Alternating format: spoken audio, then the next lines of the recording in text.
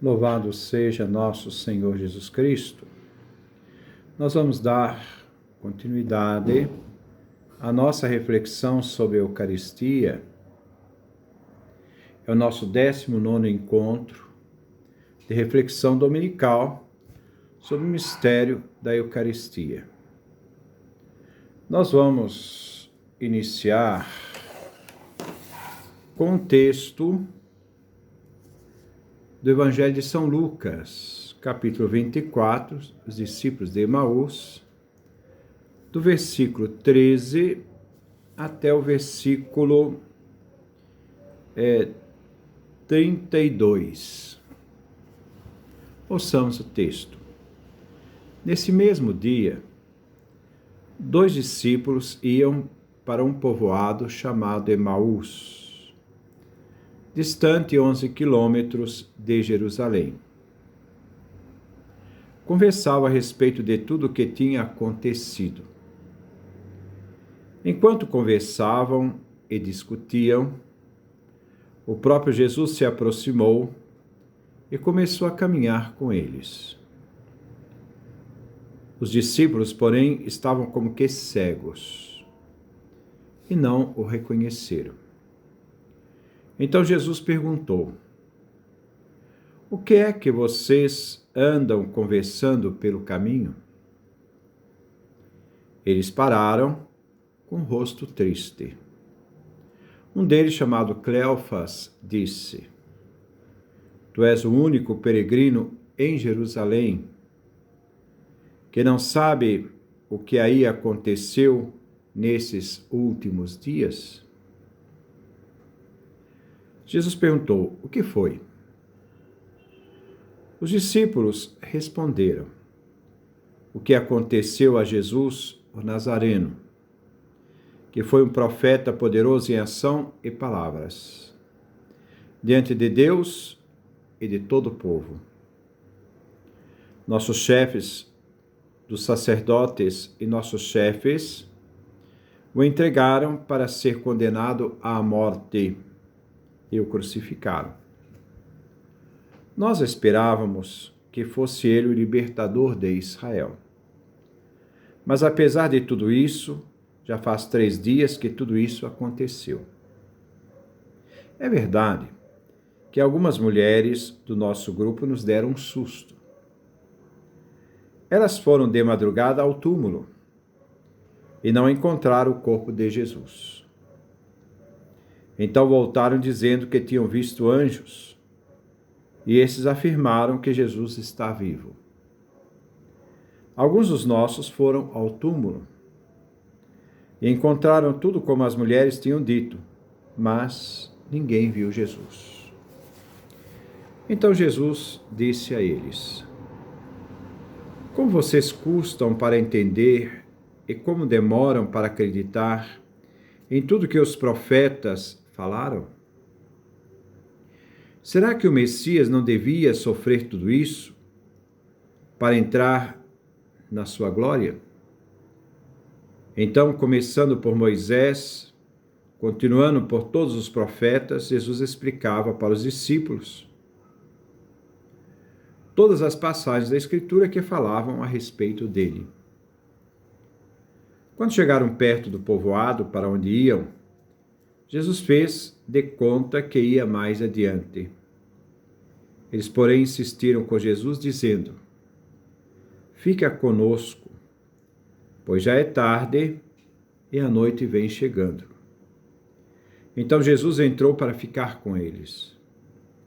Sentou-se à mesa com os 2, tomou o pão, abençoou, depois o partiu e deu a eles. Nisso os olhos dos discípulos se abriram e eles reconheceram Jesus. Jesus, porém, desapareceu da frente deles.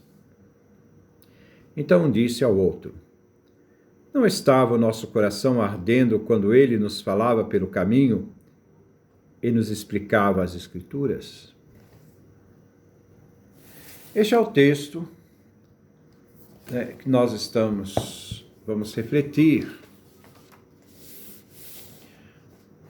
No primeiro momento, dando continuidade à reflexão passada sobre a comunhão como meio de santificação, e nós vimos que a união física na Eucaristia, hoje vamos trabalhar a união espiritual. E no segundo momento, fazer um pequeno comentário sobre esse momento eucarístico dos discípulos de Emaús com Jesus.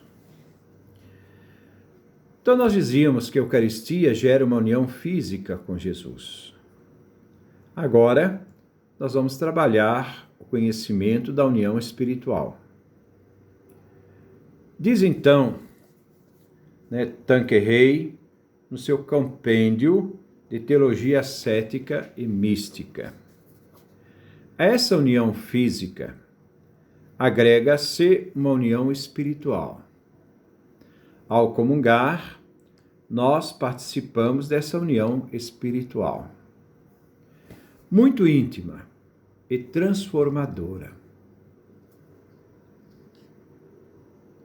Primeiro ponto. É uma união muito íntima e santificadora. Então tem uma profunda dimensão mística. De fato, a alma de Jesus une-se à nossa alma. A vida de Jesus une-se à nossa vida, tornando-se com ela, com a alma de Jesus, um só coração e uma só alma. Há uma unidade espiritual. A imaginação e a memória dele, tão disciplinadas e santas, unem-se à nossa imaginação e nossa memória, para discipliná-las e orientá-las para Deus, em direção ao Pai, e para as coisas divinas. A Eucaristia nos faz isso, direcionando as suas atividades para a recordação dos benefícios de Deus, da sua beleza arrebatadora, da sua inesgotável bondade. Uma experiência mística, provocada pela comunhão eucarística, que gera essa união espiritual em Cristo. A nossa união espiritual com Cristo. O intelecto de Jesus, verdadeiro sol das almas, ilumina nossas mentes com as luzes da fé. Faz-nos ver e apreciar tudo à luz de Deus. A Eucaristia abre os nossos olhos, discípulos de Emaús, e nos faz reconhecer Jesus. Nosso intelecto, em um determinado momento, está quase que cego para reconhecer Jesus. Na Eucaristia, nós o reconhecemos. Então, vemos com clareza a vaidade dos bens do mundo, coisas passageiras, não podemos nos apegar a elas, e a loucura das suas máximas, as máximas do mundo. Seja rico e será feliz, uma delas. Seja feliz a todo custo. Isso é uma loucura. Passamos a saborear as máximas evangélicas, estas sim, antes tão obscuras, porque contrárias aos nossos instintos naturais. A sua vontade tão forte, tão constante e generosa, vontade de quem? De Jesus. Ao comunicar-nos suas divinas energias, corrige as nossas fraquezas, inconstâncias, o nosso egoísmo, de tal modo que podemos dizer como São Paulo: tudo posso naquele que me conforta. Carta aos Filipenses, capítulo 4, versículo 14. Os esforços já não nos parecem custosos, porque nos dá força para enfrentar isto. A Eucaristia fortalece a nossa dimensão mais íntima espiritual. dentro dessa batalha que nós temos que enfrentar, né, essa luta, essa agonia, essa agonia, essa luta, de tentarmos ficarmos firmes, sustentados pela fé. Os esforços já não nos parecem custosos. As tentações nos encontram inabaláveis.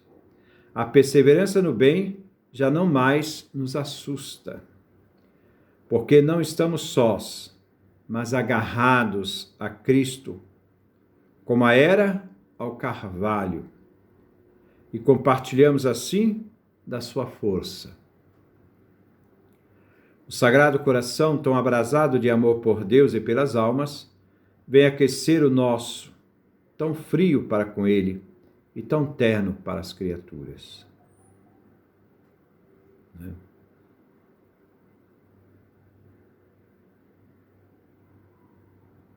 Como os discípulos de Emaús, dizemos a nós mesmos: não se nos abrasava o coração quando Ele nos falava pelo caminho? Lucas 24, 32. Assim, sob a ação desse fogo divino, que nos vem da comunhão eucarística, sentimos algumas vezes impulsos quase irresistíveis para o bem. Noutras, uma vontade sóbria, mas firme, para tudo fazer, tudo sofrer por Deus, sem nada lhe recusar. Essa realidade refletida por Tanqueray, né, que coloca essa dimensão espiritual daquele que comunga, dessa unidade espiritual com Cristo, que une de forma espiritual ao próprio Cristo a nossa realidade, nos dá forças para enfrentarmos essa grande luta que nós temos que enfrentar para manter firme a nossa fé nessa unidade com Cristo, e naquele momento não querer estar mais senão unido a Cristo e jamais separado dele. A comunhão desperta isso, a Eucaristia desperta isso. Nesse sentido, eu só gostaria de refletir mais um pouquinho aquilo que ouvimos nos discípulos de Emaús. Lembrando dois momentos. O primeiro momento, Jesus que explica as Escrituras. Refere-se à nossa celebração da Eucaristia, a liturgia da palavra. Depois, o partir do pão, que refere, então, a Eucaristia, o pão que Jesus partilha na última ceia. Então vamos lá. Jesus então disse aos discípulos de Emaús que estavam decepcionados, desencantados com aquilo que havia acontecido com Jesus. E Jesus então diz, no primeiro momento, a palavra, a Eucaristia desenvolvida em dois momentos. Primeiro momento a palavra, segundo momento a Eucaristia, o pão e o vinho. E ele diz: como vocês custam para entender essa dificuldade de compreender o mistério, essa realidade de não ter o espírito aberto para perceber as coisas, essa mente embotada que muitas vezes nós não somos capazes de perceber o mistério, de perceber a realidade mais profunda do que simplesmente uma análise, uma visão dos fatos. Eles viam Jesus que morreu na cruz, ficavam decepcionados, esperavam tanto dele. Isso é a realidade do elemento externo. A realidade daquele mistério na realidade física. Ficar só nesta leitura, você empobrece a dimensão do mistério de Cristo. E Jesus diz: olha, vocês são lentos para entender. Porque vocês veem uma realidade externa, vocês não entram na profundidade do mistério que está acontecendo ali.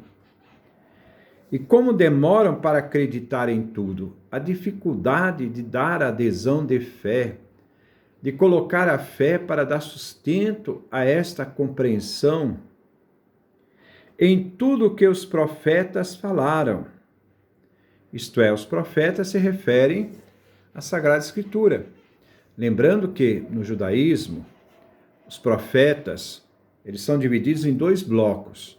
Os profetas anteriores, que nós chamamos hoje de livros históricos, e os profetas posteriores, que são propriamente os 4 grandes profetas, mais os 12 profetas menores. Então nós temos toda essa realidade da Sagrada Escritura que está nos profetas anteriores e profetas posteriores.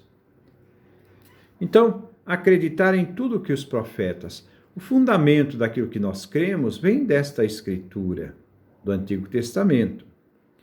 E ele diz, será que o Messias, isto é, o filho, o descendente de Davi, não devia sofrer tudo isto?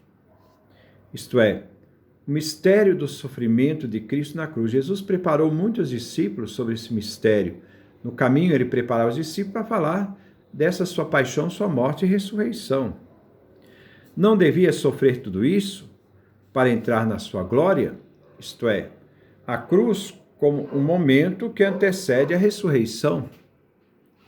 Então, começando por Moisés, Pentateuco, e continuando por todos os profetas anteriores e posteriores, Jesus explicava para os discípulos todas as passagens da Escritura específicas. Ele fazia aquele pincel para pegar as passagens da Escritura que falavam a respeito dele, para que os discípulos pudessem compreender, através da Escritura, o mistério do Cristo.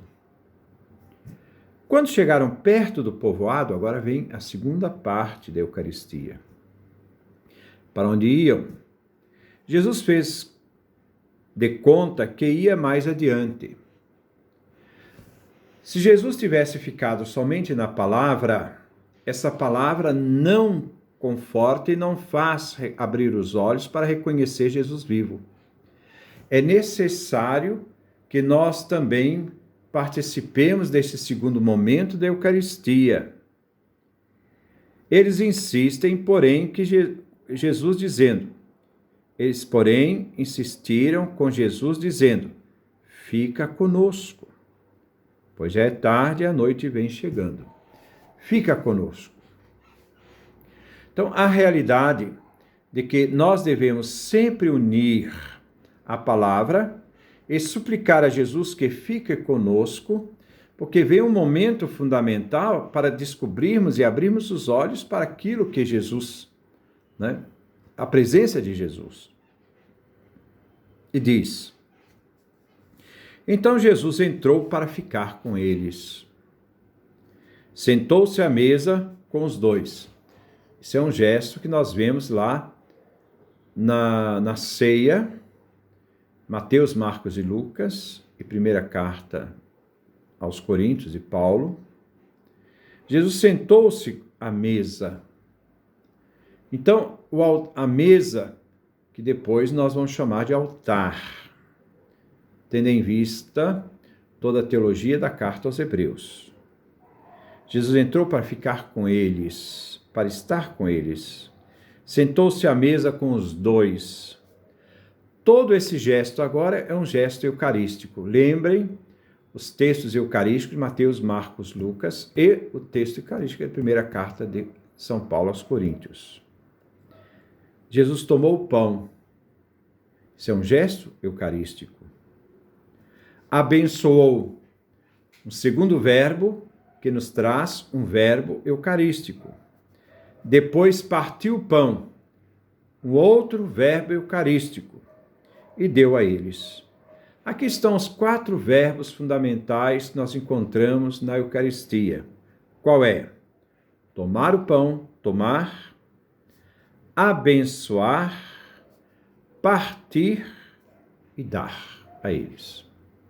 Esses 4 verbos mostram que Jesus está ali celebrando a ceia eucarística. Está celebrando esta realidade que ele fez antes da sua morte. E quando ele faz isso, o que é que acontece? Nisso, os olhos dos discípulos se abriram. E eles reconheceram Jesus. Então, é na Eucaristia que nossos olhos abrem, nós entramos neste mistério profundo de intimidade espiritual com Jesus Cristo, e os nossos olhos se abrem. É ali que nós reconhecemos verdadeiramente Jesus ressuscitado e vivo, naquele gesto eucarístico. É ali que ele se faz conhecer. Então, os discípulos tiveram os olhos abertos para o mistério que eles não haviam percebido na palavra, mas que perceberam nos gestos eucarísticos. Abrem seus olhos, conhecem a Jesus. Jesus, porém, desapareceu da frente deles. Aí eles comentam: não estava o nosso coração ardendo quando ele nos falava pelo caminho e nos explicava as Escrituras?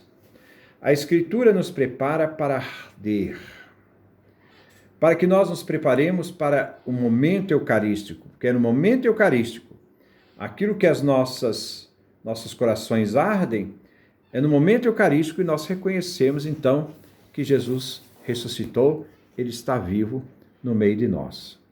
Por isso que nós não podemos ficar só com a liturgia da palavra.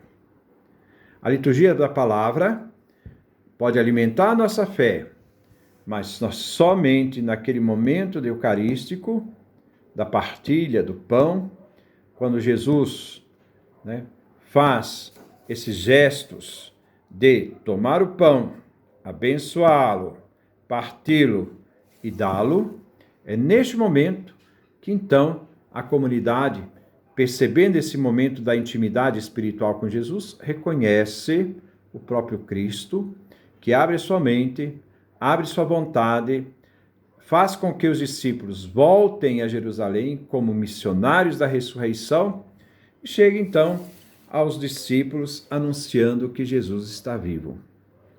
Então diz, eu não li agora nisso, mas vou ler agora. Na mesma hora, eles se levantaram. Isto é, ao terminar o gesto eucarístico, começa a missão. Então, eles saem em missão, E a missão eles voltaram para Jerusalém. De onde eles saíram, agora eles voltam a Jerusalém, onde encontraram os 11 reunidos com os outros. E estes, isto é, os 11 e os outros, confirmaram, realmente, o Senhor ressuscitou e apareceu a Simão. Simão Pedro é a garantia da ressurreição, é a profissão de fé mais antiga da igreja. Então os dois contaram o que tinha acontecido no caminho e como tinham reconhecido Jesus quando ele partiu o pão. Ali Jesus está vivo. O mistério já não está numa realidade externa, mas está numa dimensão espiritual profunda, onde a nossa mente, nosso coração, nossa vontade, toda se abre para estarmos em comunhão com Jesus. Que Deus nos dê a sua graça, a sua bênção, a sua face resplandeça sobre nós.